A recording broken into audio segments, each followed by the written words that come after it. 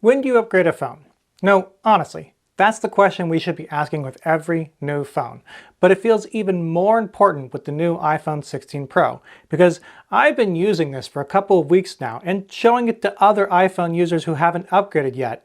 And while there's much to like about iPhones in general, for most people I talk with, the conversation has ended with, okay, I guess I can wait to upgrade. And I think I've figured out exactly when you need to upgrade, barring some exceptions. So the new Apple iPhone 16 Pro is here, but one of the first things you should know is that, well, its standout feature isn't here yet. That's Apple Intelligence, and it's coming in a later update sometime soon. I went ahead and downloaded the beta though, so I can get a feel for what's coming and speak to it in this review. Just know that when I talk about Apple Intelligence, it's not on phones yet, it's coming soon. But let's start with what is here and new. The screen is actually slightly bigger at 6.3 inches versus the 6.1 seen in the iPhone 15 Pro and 14 Pro. But the device itself is only a smidge bigger. Once again, Apple got there by shrinking the bezels. It's subtle but noticeable, especially in a side-by-side comparison. But I can honestly say that in everyday use, I do see the difference. iPhone 16 Pro of course steps up to a new processor, the A18 Pro chip, and the entire lineup now hosts 8 GB of RAM, which isn't a change for this Pro model. That's apparently a requirement of Apple Intelligence, which means if you have an iPhone 15 Pro, you'll get that feature. But if you're rocking a standard iPhone 15, you won't. The iPhone 16 Pro steps up to Wi-Fi 7, which is mostly future-proofing. Chances are you don't have a Wi-Fi 7 router or that many Wi-Fi 7 devices to take advantage of the new technology. If you're on an iPhone 15 Pro, you have Wi-Fi 6E, which is actually still probably faster than what most people have in their homes. So it's future-proofing for someday, but it's not going to do you much good right now if you upgrade this instant. Not unless you upgrade the rest of your hardware too. As for the cameras, they're, well, naturally newer sensors. You still get a 48 megapixel main camera, but Apple's calling this one a fusion sensor and claims it will take pictures faster. The ultra-wide is a good upgrade on paper, jumping from 12 to 48 megapixels, and this year brings the improved telephoto from last year's iPhone Pro Max to the standard Pro, giving you 5 times optical zoom. The selfie camera is basically the same. And of course, you get other minor but appreciated improvements like better battery life and faster wireless charging. But none of that is really new, just iteration on what's already there. If you're looking for what's new, you have to turn the phone on its side and find, well, this new button. Yes, for the second year in a row, Apple's given the iPhone a new button. But instead of revamping an existing button, like it did with the iPhone 15 series, changing the silent button to an action button you could program, Apple added a whole new button, the camera control button. So let's start this review there. Yes, Apple has done what no smartphone has done before. It added a camera button right here. Sorry, this is a Windows phone. But it's fun to think about how once again Microsoft tried something, failed, and then Apple's here to theoretically do it better. The iPhone camera control button is a bit of a different beast though. It's not Apple unless they go extra, and that's the case here. The button is both a physical button and a touch button. You have a full real click to take a photo, but you also have a half sort of squeeze with haptic feedback like modern MacBook trackpads do. That lets you do more. With it you can adjust zoom for instance, but pull off a double squeeze and you can adjust tone, styles, focus, and more. It's a pro camera setup and I'd really like it if the button weren't so hard to use. Part of that is placement. Now this will vary for everyone, but where this button is a very awkward hold for me. I've been trained to hold my phone at a particular angle so that my thumb can easily get to the software shutter button, and I'm having to retrain my grip to bring my fingers over and get to this button that's so far over. Every time I do it, I kind of hear Steve Jobs in my head saying, "You're holding your phone wrong." Now, my wife says this button is perfectly placed for her. She has smaller hands than I do. So again, this will vary for everyone. But for me right now, it's incredibly awkward until I switch to portrait mode, in which case it falls perfectly on my phone and I can get to all the controls. But again, when I had my wife try this, she felt it was awkward and she couldn't use her thumbs so well. Instead, she had to shift her grip and her other fingers were perfectly placed. So Apple had to make some compromises. Do they move it this far this way, this far this way, big hands, small hands? I don't know what the right answer is. I just know for me, it's not quite right. And that might be the case for you too. You might want to go to an Apple store or a Best Buy and try out the positioning to see if you like it before you buy one. The other struggle though is getting used to that half light squeeze press to get to the extra options. It's a real learning curve since it's not an actual push of the button. I have trouble getting it right, but I am getting better at it with time. And the learning curve is a shame because these Pro controls are fantastic. With them, you can change the tone of your picture and actually kind of improve on it. Have you ever thought that Apple adds in too much shadow or too little shadow? Well, you can adjust that on the fly. Do you not like Apple's coloring or prefer a more Samsung hyper look or Pixel's natural look? You can switch easily on the fly. Those are great, but you know what I'm really missing? I'm missing a half squeeze to focus button. Like, you know, every other camera button in the world. This is just a weird choice all around between placement and just the basic feature that you would expect in a camera button. But as far as the basic photos are concerned, well, have you seen the way an Apple iPhone takes photos on in the past 3 years? That's what you're getting. It's still the same as ever with the Apple preferred algorithms unless you go into the Pro settings and adjust. Which means that if you use the default settings that Apple prefers, then you'll get A- photos every time. And that's one of the advantages to Apple's iPhone camera. Pixel phones are capable of taking better photos. At their best, they take true A+ photos, but they're also capable of taking worse photos, sometimes a B- or a C+.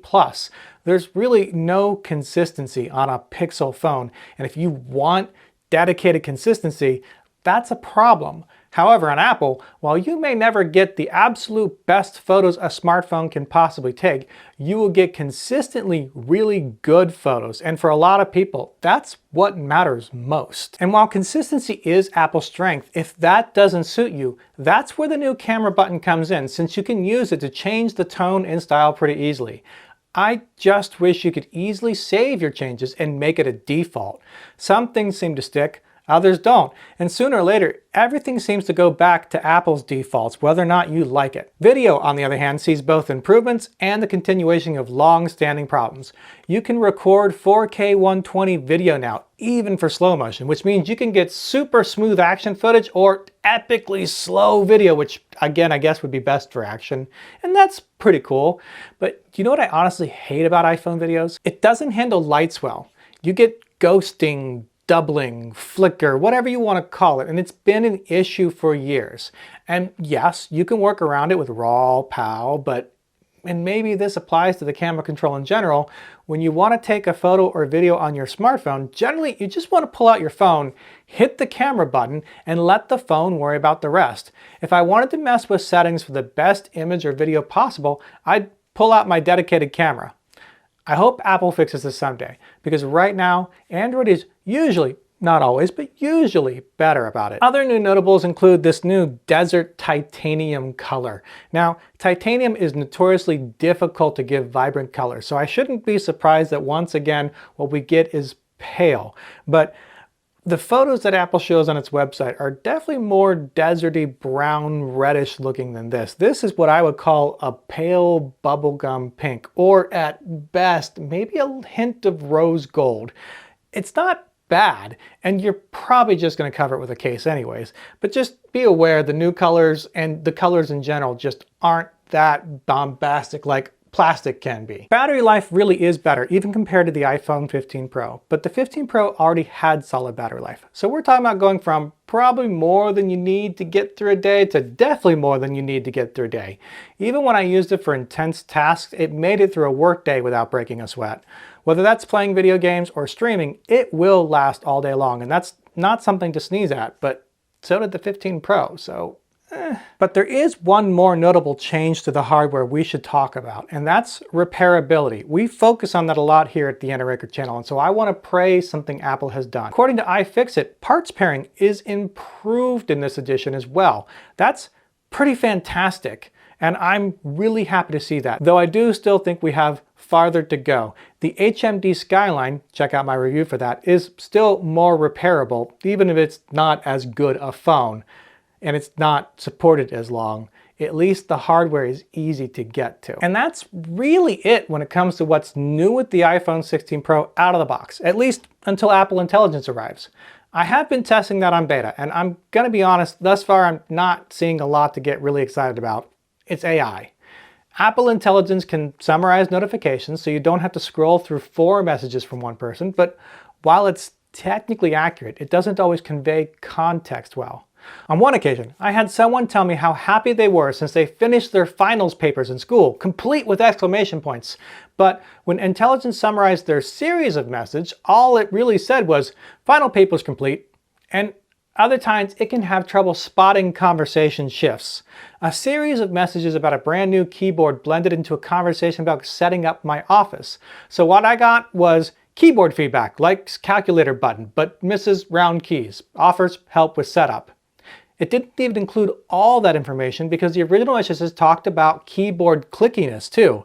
And without more context, I might have thought that the person talking to me was offering to set up my keyboard for some reason, instead of helping me with my office. On the other hand, the new cleanup tools in the photos, pretty similar to Google's Magic Editor, works very well. But I haven't found myself using the new writing tools at all, mainly because I forget it's even there. Apple Intelligence is still in beta, and anything could change between now and release, but right now it's not a whole lot to get excited about. It's mostly a nicety. You know what else would be a nicety? If you would hit that subscribe button, and don't forget to click the bell while you're at it. And that's the iPhone 16 Pro in a way. Mostly niceties. Little things here and there that don't add up to much. I can hardly tell the difference between the iPhone 16 Pro and the 15 Pro, or even the 13 Pro. In fact, when I had it side by side with a friend's 12 Pro, we struggled to find good reasons to update. Sure, it's faster, but the 12 Pro is still plenty fast. Sure, it takes nicer photos, but the 12 Pro still takes nice photos. Do you need the dynamic island or the camera button? The Apple Intelligence? Probably not. Are you ready for USB-C? Well, maybe. When I look back over the previous generations, I think as long as you're on an iPhone 12 Pro or newer and it's still working fine, you don't need to upgrade. And if we're talking the non-Pro series, I think you could stick with the iPhone 11 instead of upgrading to the iPhone 16. And of course, there are exceptions. If your screen is broken or your battery is completely busted and no longer holds a charge, sure, maybe you should consider upgrading, or maybe you should consider repairing your phone. It's probably cheaper than buying a whole new one if it gets it back to a working condition that's plenty good enough. The point being, if everything is in working condition, you can hold off on upgrading. And realistically, that's a compliment to Apple. It's hard to think of an Android phone that I can confidently say, skip the upgrade, when that phone's 4 years old or more. Newer isn't always better, at least not so much better it's worth dropping good money on. But if you are ready to upgrade, then at least you know that the iPhone hasn't changed in all the ways that matter. It's still the same OS that marries well with iPad and Mac, while giving you consistent cameras and long battery life. The iPhone 16 Pro is the most iPhone phone you can buy, and that's great for anyone who needs the latest and greatest Apple thing at all times. But for everyone else, you can wait. The days of upgrading your phone every 2 years because what's new is so much better are over, at least for now. And that's it for now. But don't forget to subscribe if you want to see my upcoming soldering iron showdown. Is more expensive always better? You'll have to stick around to find out. And until then, bye!